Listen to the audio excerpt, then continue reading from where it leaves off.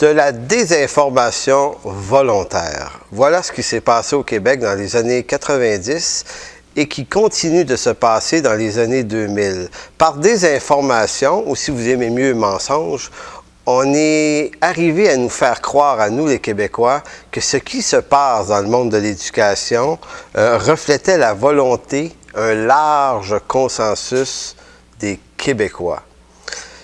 Je disais dans la capsule précédente, bien qu'on est en mesure d'accepter le fait peut-être de la déconfessionnalisation des structures scolaires, même si ce n'était pas notre option première en tant que croyant, on est capable d'être bon joueur là-dessus. Cependant, ce qui m'inquiète, c'est de quelle façon on a magouillé et désinformé les Québécois, souvent avec l'aide des journalistes qui ont été extrêmement complaisants, pas tous, mais dans certains cas, oui.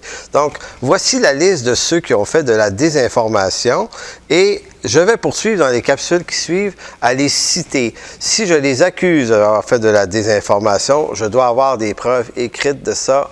Et j'en ai. Maintenant, je vous montrerai les documents tout à l'heure. Vous pourrez les trouver vous-même et vous satisfaire vous-même de savoir si ce que j'énonce ici ce matin est vrai. Madame Pauline Marois, qui arrive en tête de liste des gens de la désinformation au Québec.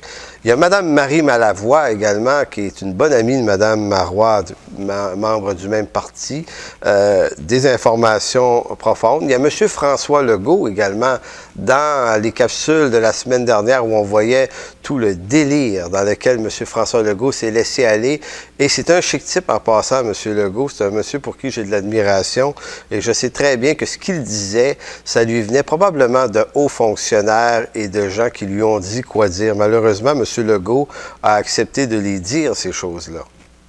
Mme Courchaine également, très très bonne en désinformation, elle qui soutient que le cours est aimé, apprécié et que tout le monde était d'accord avec ça. Vous avez le premier ministre Charest également, grand maître de la désinformation au Québec, on l'a également vu dans les derniers mois au Québec, à quel point cet homme-là était habile dans ça.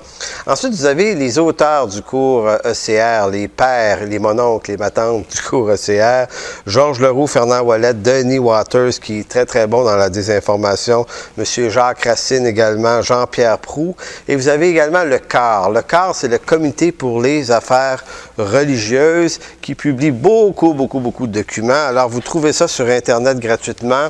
Vous avez ici le programme d'études éthiques et culture religieuse, version juillet 2007. Il y a des choses que je vais vous dire qui viennent de ce document-là. Vous avez un autre document du Comité pour les affaires religieuses qui s'intitule « Le cheminement spirituel des élèves, février 2007 ». Alors, le CAR est le Comité pour les affaires religieux. Ça, c'est un peu l'organe de propagande du gouvernement du Québec qui a été fondé il y a plusieurs années. Et l'objectif du CAR, c'était de rencontrer les confessions religieuses, protestantes, catholiques et autres, en vue de les séduire et de leur vendre le cours ECR qui est maintenant imposé. Et je dois dire qu'ils ont fait un excellent travail, le Comité pour les affaires religieuses, puisqu'ils ont réussi à séduire autant l'Assemblée des évêques du Québec, qu'ils ont très bien réussi à séduire la table de concertation protestante, dont jusqu'à tout récemment nous faisions partie, mais nous avons démissionné, nous, comme organisation. Donc, la table de concertation protestante appuie le cours ECR et aime bien aller s'asseoir avec les gens du comité sur les affaires religieuses. Qui d'autre également nous a désinformés sur la question de la déconfessionnalisation du cours éthique et culture religieuse? Évidemment, les programmes du ministère de l'Éducation, les programmes du MELS, le programme primaire et secondaire du cours éthique et culture religieuse. Et d'autres, enfin, les syndicats. Certains syndicats de professeurs, pas tous néanmoins, ont beaucoup appuyé le cours éthique et culture religieuse, affirmant eux également que le cours était un consensus très large. Maintenant, il est là précisément le mensonge. Y a-t-il ou y a-t-il eu un consensus très large de la part de tous les Québécois sur la question de déconfessionnaliser les structures scolaires et d'y introduire un cours de religion d'État? C'est ça ma question. Et je vais y répondre à travers les citations de ces hommes-là. et on va voir de ces hommes et de ces femmes-là.